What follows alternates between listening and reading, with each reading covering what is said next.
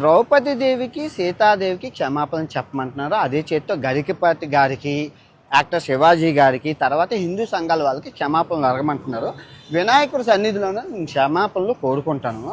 చెప్పే ముందు నేనేమన్నానండి, ద్రౌపది దేవిని సైంధవుడు కీచకుడు బలాత్కారం చేయబోయి చచ్చిపోయారు అన్నాను.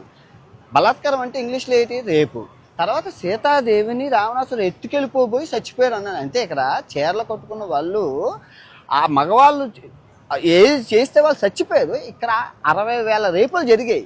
సో వీళ్ళు ఇంకా బతికి ఉండి బిర్యానీ తింటున్నారు, మీరేం చేస్తున్నారు అని అడిగి అక్కడ సందర్భం. కానీ అక్కడ అంత చెప్పే ఛాన్స్ లేదు. తప్పు జొరలేంది కాబట్టి క్షమాపణలు కోరుకుంటాను. అదే తప్పు నేను ఒప్పుకుంటున్నాను కదా.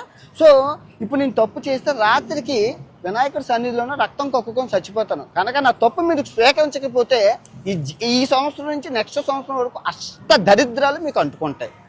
ఛాలెంజా వినాయకుడి మీద ప్రమాణకం చేసి చెప్తున్నాను. నేను తప్పు చేస్తే ఈ రోజు రాత్రికి రక్తం కొక్కుని చచ్చిపోతాను. కానీ మీకు ఈ సంవత్సరం 26 అంతా నాలుగు మీద మచ్చలోనే అష్ట దరిద్రాలు పట్టుకొని సర్వనాశనం అయిపోతారు. నేను చెప్తున్న తప్పుని స్వీకరించకపోతే. 2, గరికపాటి గారికి టీషర్టును జీన్ ప్యాంట్ ఆడవాళ్ళు వేసుకుంటే నచ్చదని అంటున్నారు. నేను అబ్బాయిలు వేసుకుంటున్నారు కదండి అంటే అవన్నీ నాకు తెలియదు. ఆడవాళ్ళు పద్ధతిగా ఉండాలి, చీరలు కట్టుకోవాలన్నారు. ఓకే, అది ఆయన పెద్ద ఆయన కాబట్టి నేను ఆయన్ని తిట్టలేదు. కాకపోతే కొన్ని పదాలు వారాను, దాన్ని వెనక్కి తీసుకుంటూ క్షమాపణలు కోరుకుంటున్నాను.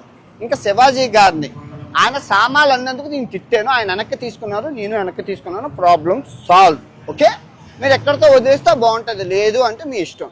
నేను ఇప్పుడు మంచి శాండ్విచ్ మసాజ్ థాయిలాండ్లో చేసుకొని రాత్రికి మంచి సినిమాకి వెళ్ళి ఆ వీడియో రేపు పొద్దున్న పెడతాను. ఓకే, నేనైతే చిల్ అవుతాను, రిలాక్స్ అవుతాను. మీరేం అవుతారు అనేది మీ మనసుకే ఆలోచించేస్తున్నాను. Love you all. అందరూ బాగుండాలి, అందులో నేను ఉండాలి.